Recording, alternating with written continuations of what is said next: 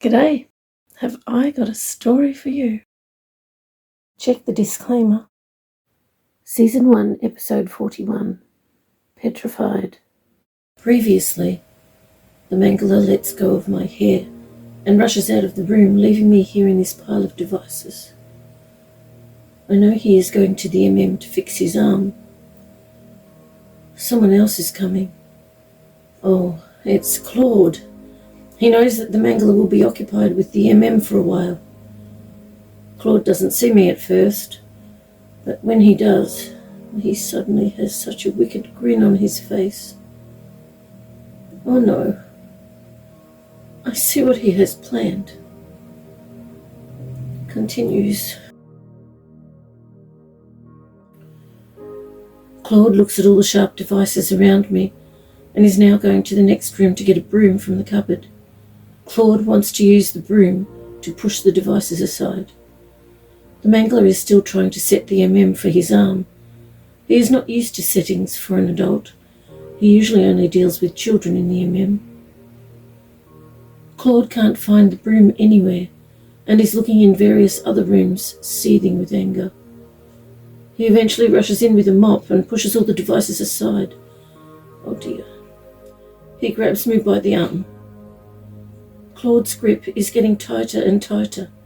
He holds me up so my face is almost touching his. What is he doing? Is he trying to hurt my arm? Yes, he is. I can see that he wants a reaction. But even though this is painful, I will not let it show on my face. Why is he doing this? What good is it doing him? None whatsoever. Claude lets out a quiet groan and decides to hurt me in a different way. He is thinking about hurting me over and over again, but decides not to, in case I make a loud noise that the Mangler might hear. Instead, he throws me in the area that is set up for photos, and I land on the blanket, hurting my leg and arm. I don't understand. If he was worried about me making noise, being hurt one way, why did he hurt me a different way? I could have made noise no matter which way he chose. How does that make any sense? The blanket is very thick and looks more like a carpet than a blanket. It's a cream colour, and I know it's wool because my skin is already itchy. Oh no. Now what is Claude thinking? No. Please, don't. He's hurting me again. Although I don't really feel any pain. That's unusual. I hear who I assume is Kitty in my thoughts. Well, it hurts. Actually, that doesn't sound like Kitty. Who is that? And why isn't this hurting me? Is it hurting you? Enjoyment. Affection, appreciation, enjoyment. My voice keeps on repeating these words over and over again. Appreciation, enjoyment. Why? What is happening now? Appreciation. He's still hurting me. Affection. I have felt this before, but I don't feel the pain. I hear someone's thoughts coming from... Are they coming from inside me? Someone named Kitten. Oh, it's not Kitty. She is thinking, I have been watching Kitty and Leonie as usual, so I will make the connection in my thoughts with Ambrielle. I have not done this before. I assume I can do it like Leonie did. Yes. Oh, Claude is still hurting me. I'm so sorry, Kitten. I can't feel the pain, but I assume you do. He puts his hand over my mouth and nose. Doesn't he realize that I can't breathe? He's concentrating on other things. He just doesn't want me to scream. I hold my breath for a while, but it's getting hard to stay conscious as the room begins to spin.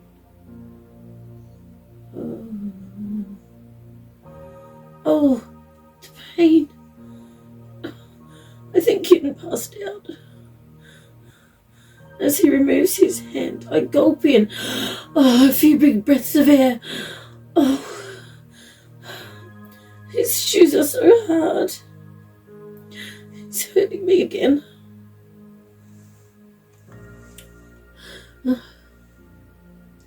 He rushes out of the room, and after a moment, the room stops spinning. I know it wasn't really spinning, but that's what it feels like with lack of oxygen for me. I know this because I have had to hold my breath for a very long time before. I can hear Claude's thoughts as he leaves through what seems like a solid wall. Maybe he went through one of those portal things. He was thinking that if he leaves quickly, Emile will be blamed for my condition instead of him. If his boss notices, it would be difficult to miss. The Mangler's not going to be pleased. Well, that's not unusual. He never seems to be pleased. I find Emile's thoughts in the museum room. He's cleaning up. The Mangler wants everything kept looking perfect. Not one speck of dust anywhere, even though he's the one who usually makes all the mess. I thought that Claude and Emile were prisoners here. I think I'll check Emile's memories to see if I can find out where Claude went. Emile's memories reveal that he leaves here by stepping through a portal into a tiny cave with only 3 rooms. Bedroom, lounge room combined, bathroom and laundry combined, and separate kitchen. He can only leave what he thinks of as his cave to come back here to this lair and can go nowhere else. Conversations with Claude in Emile's memory show that Claude has a similar cave that only goes from this lair and back. They have both tried to escape by stepping into the portal painting at the end of the hall, which is how the Mangler leaves, but that painting doesn't work for them, or anyone else it seems, unless they are accompanied by the Mangler. Emile is of the opinion that the only way he could leave is if the Mangler chooses to take him somewhere else, where he will be of more value than being left here. He has developed a friendship with Claude to some extent, but doesn't really trust him. I look deeper and deeper into Emile's memories and am confronted by his awful childhood, dominated by a woman that he had to call Ma. There was also a man that he was told was his Pa. But besides hurting him, he had no other interactions with this Pa man at all. There was one other woman that he called Auntie, but he rarely saw her. This Pa man in his memories reminds me of Sleepy Man on the surface. Emile's Pa had his favourite chair positioned right next to the radio, which he had blaring at all times, but he spent most of the time in that chair asleep. During the day, every day, he would be out on the farm, starting at 5 a.m. in the morning, milking the cows. He would return at 10 a.m. for a cooked breakfast and finish work at 3 p.m. and have a cooked lunch then. Supper was at 7 p.m. However, his was left next to him on a small table covered with a metal bowl. He ate it when he woke up, which was sometimes not until the next morning. Sleeping with that radio blaring was hard. However, eventually the programs would finish for the evening and there would be a loud static noise, which was preferable to the other noise he listened to. No one was allowed to touch his radio. Ma didn't even touch it. I remember the day I came home to find her in a puddle of blood. She wouldn't let me go to get the town doctor, so I tended to her wounds myself. When I asked what happened, she said that it was her own fault because she touched his radio. It was my job to deal with all the animal waste, from 5 a.m. to 8:30 a.m, then after school until it was finished, which sometimes was as late as 8 p.m. when I could no longer see to work. When I was 12 years old, I was told I would not be going to school anymore because I would be working on the farm. I hated it. Not only did I have to do everything I did before, but I also had to clean up after Pa. and he would deliberately leave everything dirty for me. If I missed one thing, I would be beaten. Often he would hide things, so he could show me that I missed them later and beat me. It was like I was his servant, but worse, because the beatings became almost a daily occurrence. My brother, who was 1 year younger than me, was allowed to attend school, and I would sit with his books, reading by candlelight at night, teaching myself as much as I could, until I couldn't stay awake any longer. I did not want this life. The only good thing about the farm was my brother. He could have left his books in the schoolroom like everyone else, but he carried them home every day for me. He would answer all my questions, and I would help him with understanding maths and science, which were the subjects that seemed to be easy for me. I remember the day we left. It was my brother's 15th birthday. Of course, Ma and Pa did not remember, or if they did, they didn't care. After we ate breakfast, we left as usual, but instead of me going to the stables and my brother going to school, we both met down the road. I changed into my brother's second-best clothes so I wouldn't be seen in rags, and we got out of there together. It was hard for the first few weeks, but there was plenty of work, and it turned out that my brother loved farm life. However, he was not only cleaning up after everyone, he had far more interesting things to do. I was determined that I would not spend 1 second longer on a farm than I had to. I really wanted to learn more and found an apprenticeship with a doctor. My brother and I swapped names, so when the doctor checked, he saw my brother's schooling records, which were fortunately very good in science because I helped him. The doctor eventually introduced me to his uncle, who was a scientist. So, I became Emil, and my brother became Evan, and I've been Emil ever since. If I knew I'd end up here, the prisoner of Mangala, cleaning up after him and never conducting any real science.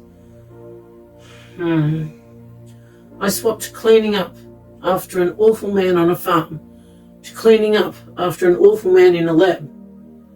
Here is worse, because I can't leave. Well, if Emil and Claude can only go to their small cave areas and back, I suppose they are prisoners here, as I suspected. Their jail is just slightly bigger than I anticipated.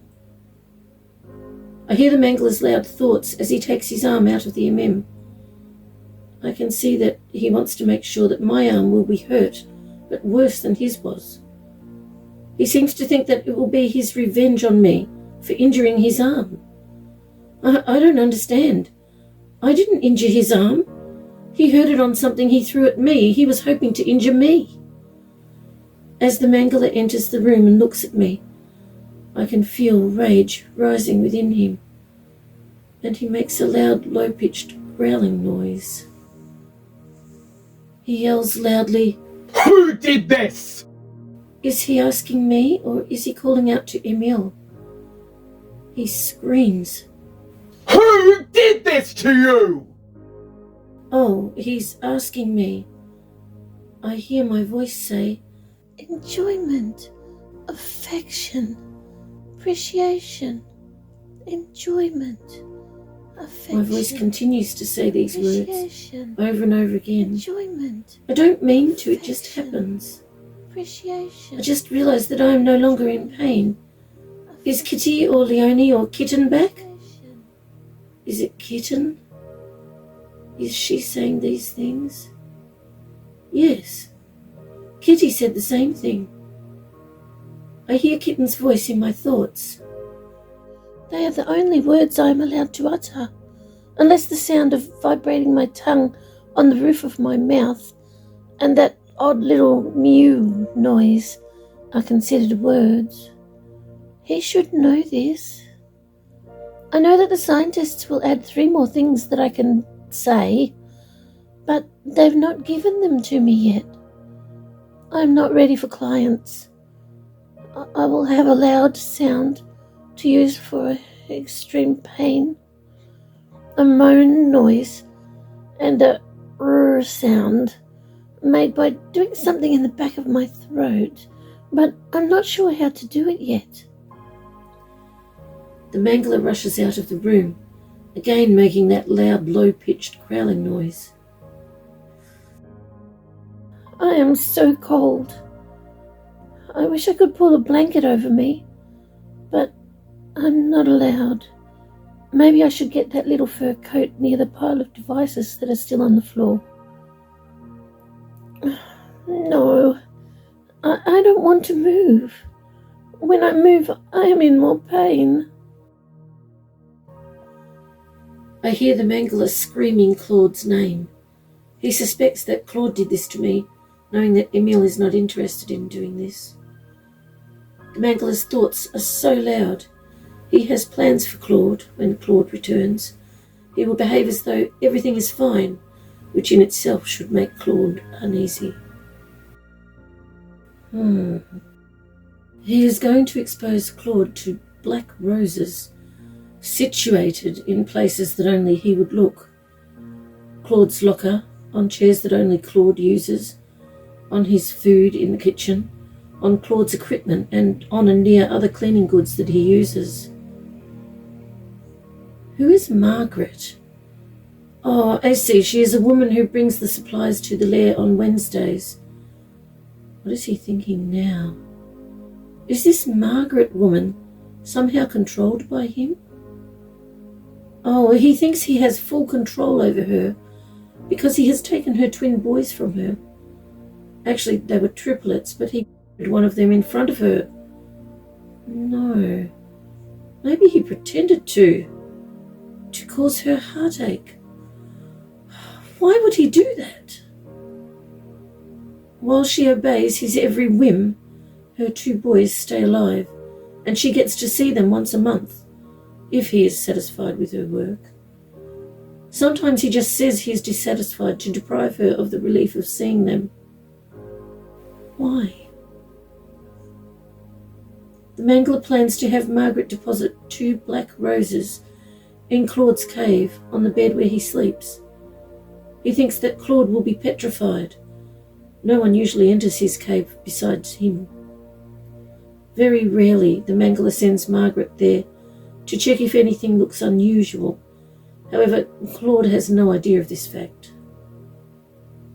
I can see that the mangler is amused by the word petrified, as he thinks of Claude being petrified, as in terrified, at the sight of the black roses, but also so terror-stricken that Claude is petrified, as in turns to stone.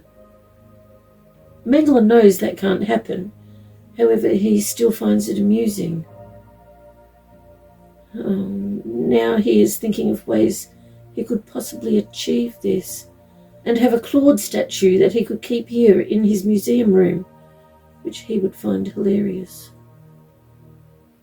Why does everything he thinks have to end with causing people harm? Is finding and implementing new ways to drink people all he ever thinks about?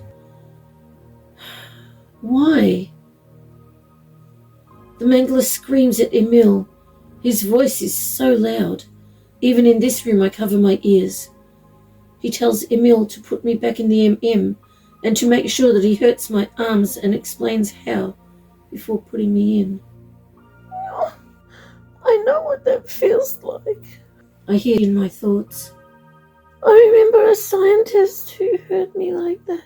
He said that it was a test. His thoughts were awful too. Kitten, can you hear me? I ask in her thoughts. Yes. Shh, she says. I'm not supposed to hear you. It's against the rules. I can hear Ambrielle. There's no rules about her. I don't think the scientists even know she exists. She has such a pretty name. The mangler is still yelling. Now he wants Emile to hurt me on both of my forearms in the same place he injured himself. Why? I hear hurried footsteps from the other end of the lair. It's Emile. He is annoyed that the mangler interrupted what he was doing. He doesn't want to put me in the MM. He also doesn't want to hurt me, but not because he is kind, but because he's done that sort of thing so many times before, and he can't be bothered. Emil is sure I will be repaired long before the mangler returns. Oh, I see. He thinks that the mangler is about to leave. Well, he's right. Emil finds him very predictable. Emil quickly enters the room, and the impatience. I can feel it coming from him. It's unmistakable. When I am connected with Ambrielle, I can sense people's feelings much stronger than I usually do, and we are connected now. However, I'm not sure if I am doing the connection. Maybe it's Kitten. How do all these Kitten, Leonie, and Kitty personas work? I really want to know. Emil just wants to get back to his work, get it finished as quickly as possible, and exit to his cave. Especially since he saw this room, and doesn't want to be the one responsible for cleaning it. He wraps the blanket around me and holds each corner. Oh, I see, he doesn't want to get stains all over the place. He would have to clean it. Oh, he hurt me. But not how the mangler specified. I think every part of me, except my stomach, would have big bruises if I wasn't about to be put in the MM. Oddly, they don't hurt. I hope Kitten is okay. Emil whispers in my ear that if the mangler asks, I have to say that he hurt my arms exactly as ordered. I can see that he's thinking about hurting them, but he can't be bothered. He's tired and he just wants to go home to his cave. Doesn't Emil know that I can't say anything at all? I have no control of my voice while Kitten is here, and she can only say, enjoyment, affection, appreciation, and make a few odd noises. Even if I could say other things, I wouldn't lie about my arms. He didn't do what the mangler ordered. Emil doesn't adjust the settings. I can see that he thinks the auto setting will be fine. My body won't have bruises since the MM will repair every part of me. But repairing what would have been a bruise really hurts. I feel so tired, so heavy. He rushes to the door, but when he glances back at me, he suddenly notices the things poking into my face. I can see his thoughts. He wants to pull them out. He comes over and is fascinated, but changes his mind, thinking that the mangler will probably notice if he does this, even if he just glances in from the doorway. He looks at my tail. He really wants to pull that out and hear me scream, but doesn't want repercussions from the mangler, so just decides to leave. He rushes back to the museum room while hoping the mangler will leave without checking me more closely and suspect that he didn't obey his orders. Emil thinks that he will just glance in as he goes past the door, as he has done many times before.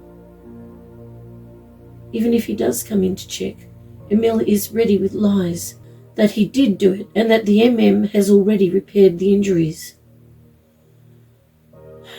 Well, here I am again in an MM being repaired, so that the mangler or Claude or someone else can hurt me again as much as they like. And when they have finished, return me to the MM so they can do it again. Why? Why do they do this? Why do they choose to do such awful things? I hear hurried footsteps in the hallway and know that the mangler walked past the open door of this room. Will he leave? Will he step through the ugly painting at the end of the hall? I listen as his footfalls stop. I can see what he is thinking. He is turning around to make sure Emil hasn't silently followed him. He doesn't want Emil stepping through with him to escape. I can feel the MM removing those things from my face, and I can feel that horrid thing being disconnected from points along my spine as it detaches from me. I am gradually becoming more and more aware of the pain. Oh, now it's bad. I think Kitten is gone. Leone and Kitty too. Whoever or whatever they were. What was it Leone said? Personas? I understand what she means. The scientists often think about personas and how to get the exact sort of persona they want for certain tasks and experiments they want to perform. I've heard many of their thoughts, and they all believe that new personas only come with extreme trauma. I would like to fully understand all that one day, but I always seem to have more important things to concentrate on, like rescuing people. The Mangler's thoughts are suddenly so loud, and I can sense his amusement as he turns to leave. He is thinking about what he has planned for Claude. He is picturing in his mind a statue of Claude, and where he would put it in his museum, if it were at all possible. I can feel his amusement as he thinks of the double meaning of what he's deciding to name it. The statue will have a golden plaque, like the rest of his museum pieces, engraved with the words, "Died how he lived, petrified." Thank you so much for joining me with a cuppa. I appreciate your company.